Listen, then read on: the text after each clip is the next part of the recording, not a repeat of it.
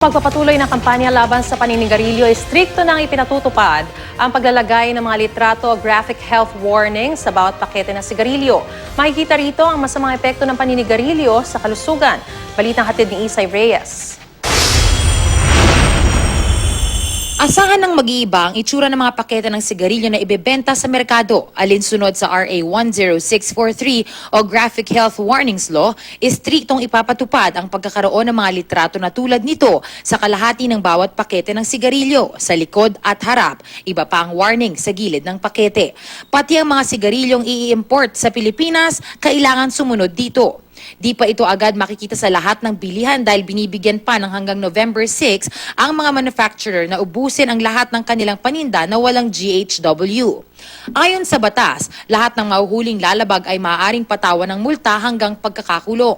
Para sa mga manufacturer, 500,000 ang multa sa first offense, 1,000,000 sa second offense at hindi higit sa 2,000,000 o pagkakakulong ng 5 taon para sa third offense.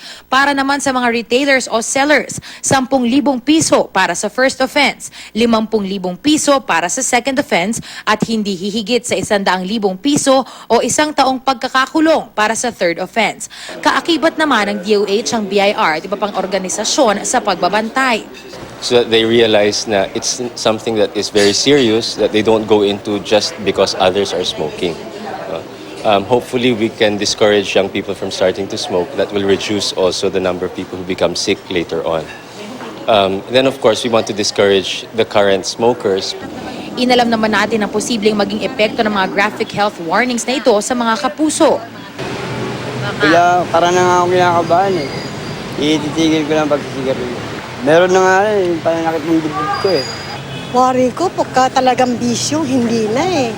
Mahirap sigurong awatin. Pagka po gano'n, O kung sanay na sila talagang manigarilyo. Para paigtingin ang kampanya laban sa paninigarilyo, sana raw ay tumulong din ang netizens na ipakalat ang mga graphic health warnings na ito. Isay Reyes, GMA News.